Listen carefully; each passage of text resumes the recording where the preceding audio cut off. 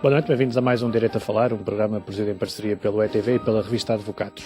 A divulgação de mais de 11 milhões de ficheiros confidenciais de uma empresa do Panamá lançou a confusão no setor financeiro internacional com a divulgação das práticas abusivas de planeamento fiscal praticadas por déspotas, governantes, reis, rainhas, princesas e celebridades do mundo inteiro, no chamado caso dos Panama Leaks, aliás, Panama Papers. Para nos ajudar a analisar este tema, são nossos convidados os advogados Nuno Cunha Barnabé, sócio da PLNJ, e Bruno Santiago, sócio da Moraes Leitão Galvão Teles Soares da Silva, a quem desde já dou as boas-vindas ao Direito a Falar. Muito boa noite. A dimensão deste caso surpreendeu-vos? Comece por si. Surpreendeu talvez pela extensão da informação. Acho que há dois fatores novos neste tipo de divulgação de informação. Por um lado, do ponto de vista de perspectiva histórica, é informação muito antiga, alguma dela provavelmente já sem relevância criminal na prática. A informação dos anos 70, não é? Desde os 77, concretamente. Por outro lado, porque de facto, enfim, o termos de pessoas envolvidas, enfim, com algum mediatismo já não é novidade propriamente dita. Mas o termos envolvidos um conjunto significativo de pessoas com responsabilidades políticas relevantes em alguns Estados ao longo destes últimos anos, isso de facto é muito significativo. Adicionalmente, tem um outro aspecto que eu notei, é que o volume de informação é um volume nunca antes visto. É de facto muito mais informação do que o caso do Luxemburgo e outros casos que foram divulgados. Sim. E assim surpreendeu? A mim surpreendeu imenso, não fazia ideia, não conhecia esta firma, vi agora no jornal que se trata do quarto maior fornecedor deste tipo de serviços a nível mundial, com cerca de 600 empregados, e portanto, face de facto a uma empresa desta dimensão, é natural que se venha a saber ainda muito mais coisas do que veio agora ao lume, porque parece que só no final de maio é que vamos ter a informação toda disponível. E sabemos que há portugueses envolvidos neste caso. É algo também que já esperassem ou considerem natural? Eu diria assim, haver 30 e 34 portugueses, enfim, são o último registro envolvido num caso com esta magnitude, eu acho que até são boas notícias, porque estamos a falar de um volume de informação tão grande, tanto tempo, tantas operações, que de facto é possível que inclusive uma parte desta informação, este envolvimento, possa não ter sequer consequência prática nenhuma. Depende da atualidade e da possibilidade, do ponto de vista designadamente de mecanismos legais, de poder verificar, inspecionar, investigar, obviamente, estas situações e este envolvimento, e não se pode, obviamente, assumir que o facto de haver portugueses que utilizavam os serviços desta firma e que eventualmente tinham sociedades sediadas no Panamá implique qualquer juízo prévio relativamente à legalidade do que lá faziam, à motivação. Não é? Ou seja, o facto de serem referidos nestes ficheiros não quer dizer que se trata de atos ilícitos? Não, acho que a única coisa que podemos concluir é que de facto há portugueses com essa nacionalidade, tanto quanto sabemos, podem até nem ser residentes fiscais em Portugal, não sabemos. E do ponto de vista regulatório, jurídico, qual é a tendência mundial? Estamos a assistir a um combate eficaz a este fenómeno, quer dizer, ao fenómeno do planeamento ilícito, ou seja, da evasão fiscal através de paraísos. É hoje mais difícil fazer este tipo de operações do que antigamente? Eu acho que hoje há todo um contexto e foi muito propiciado, obviamente, por uma alteração do paradigma da própria gestão da relação bancária e, obviamente, a atuação, por outro lado, a atuação também das instruções fiscais, que torna, obviamente, muito mais exigente, quando há interação com estas jurisdições, todo o processo documental, aquilo que chamam habitualmente o compliance, designadamente, que é desenvolvido pelas entidades bancárias, é de um nível muito mais exigente do que aquilo que se aplica designadamente nos países da União Europeia, enfim, e até, por exemplo, em Portugal.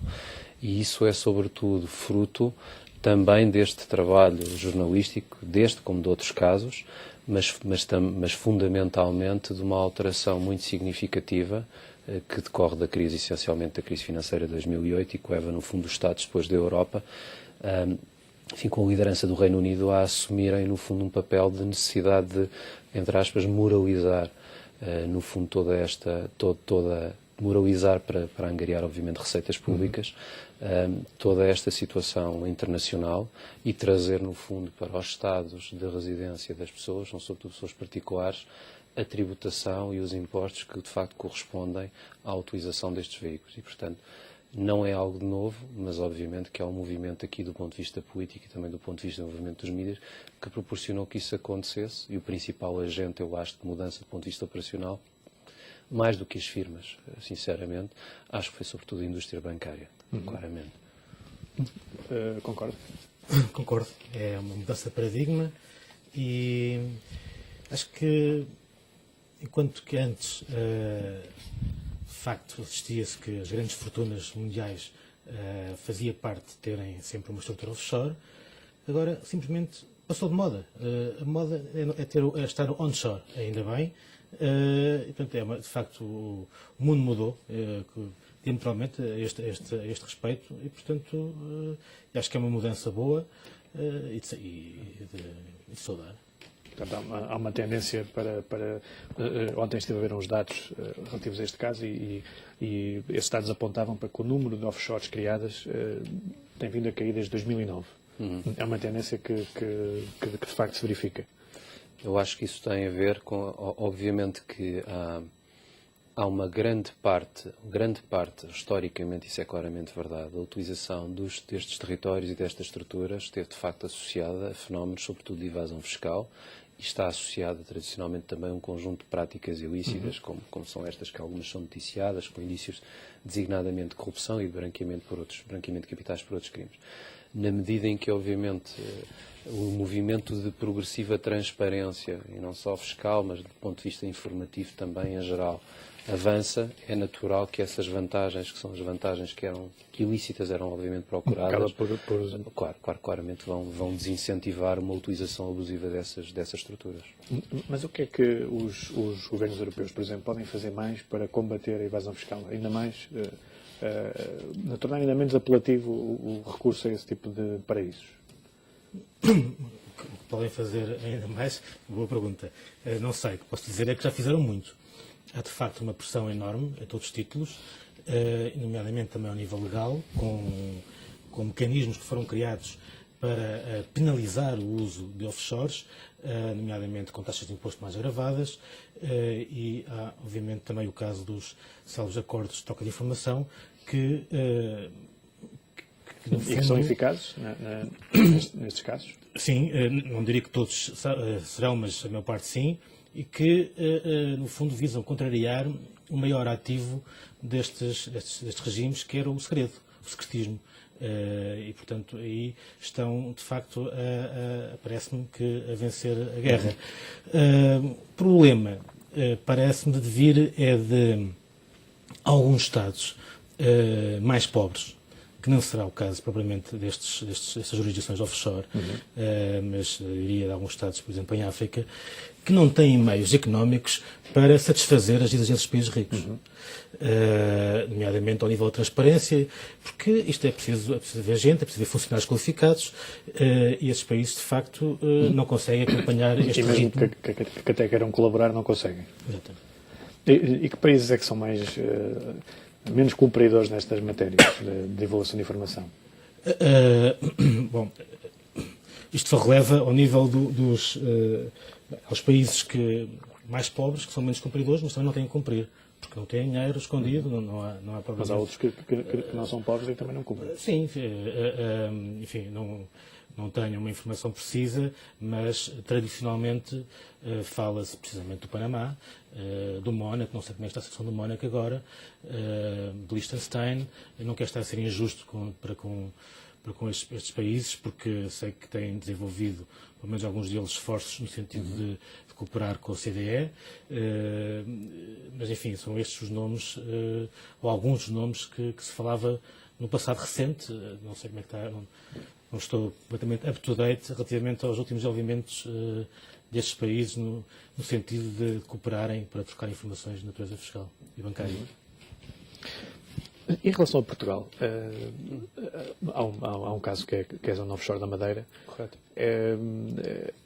Faz sentido mantermos esta região especial em Portugal? Em minha opinião faz, e acho que faz cada vez mais, e explico-lhe rapidamente porquê.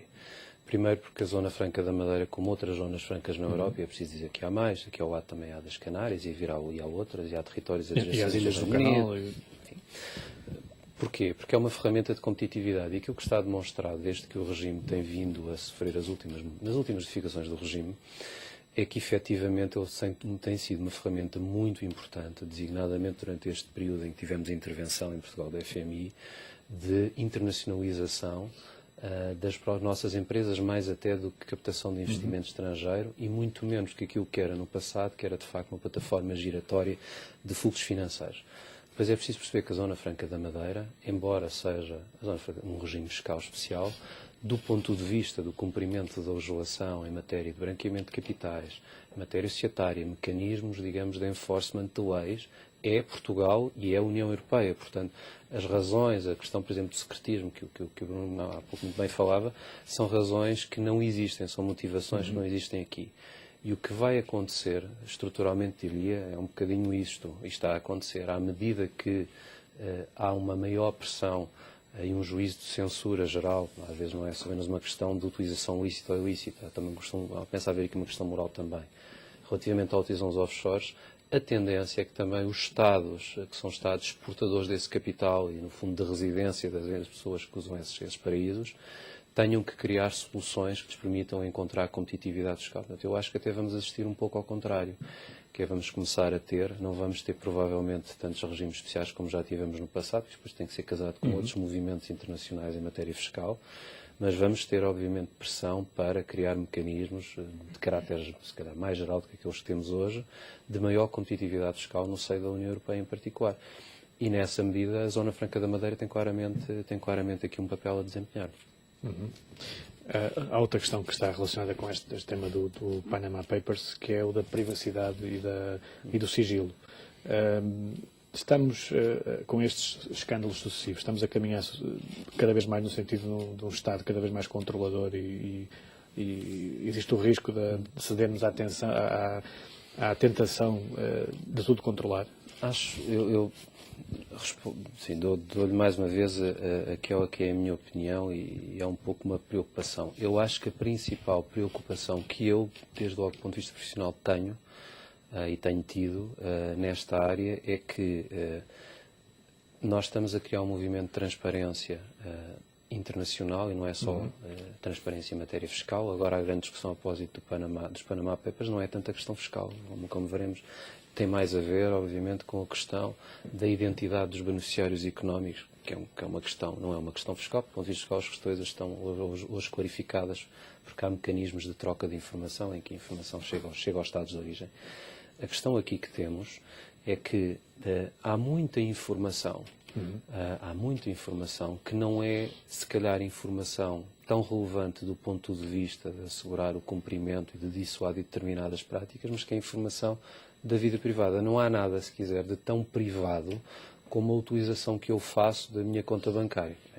Poder-me-á dizer, na maior parte das situações, são contas de investimento. Correto, essas não têm esse problema. Mas pensar que necessariamente nós vamos ter este movimento, no fundo, de derrogação do sigilo bancário, que se vai estender necessariamente, e até em termos de, aliás, impõe-se que se faça até do ponto de vista legal, por exemplo, aos nossos países, eu diria que não viveria bem num sistema como existe nos Estados Unidos, em que a autoridade fiscal tem acesso direto online às contas bancárias. Porque há um conjunto, e acho que isso nem sequer quadra com aquela que é a cultura europeia.